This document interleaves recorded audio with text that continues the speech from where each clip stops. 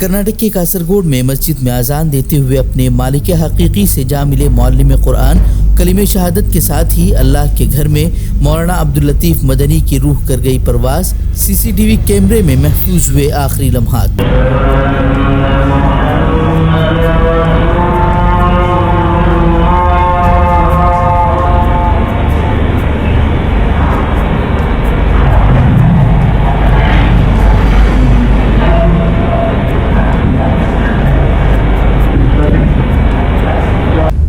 انتخابات میں شکست کے بعد ترنمول کانگریس میں بغاوت کا سلسلہ جاری۔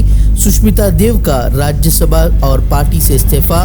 آسام کے وزیر اعلیٰ سے ملاقات کے بعد بی جے پی میں شمولیت کے امکانات تیز۔ 58 باغی اراکین اسمبلی، 20 باغی اراکین پارلیمنٹ کے بعد اب راجیہ سبھا میں بھی دراڑ۔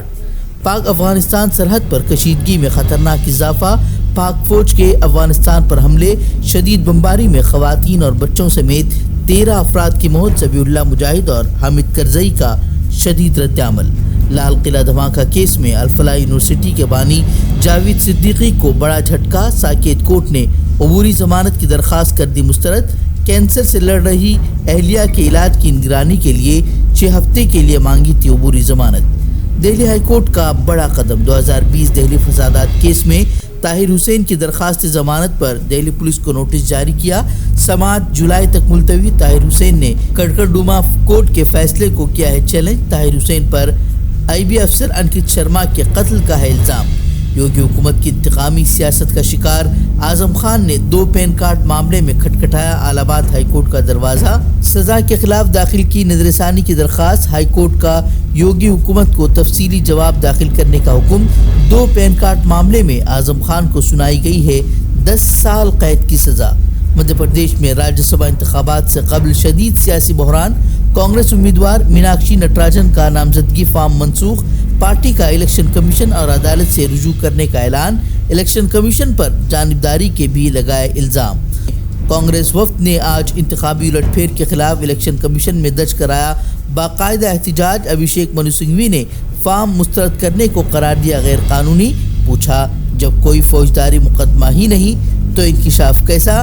بی جے پی کی شکایت پر الیکشن کمیشن نے منسوخ کر دی تھی نامزدگی۔ آدھار تھا یہ غلط فہمی کہ کوئی کرمنل کیس جو ان کے ورد پینڈنگ ہے اس کا انہوں نے خلاصہ اپنے فارم میں نہیں کیا۔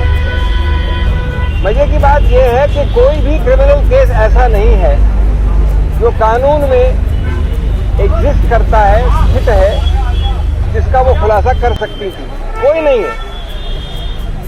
ایک نوٹس آیا ہے کورٹ سے کہ آپ آئیے اور بتائیے کہ ہم کانگریس اس کیس کا لے کے نہیں لیں۔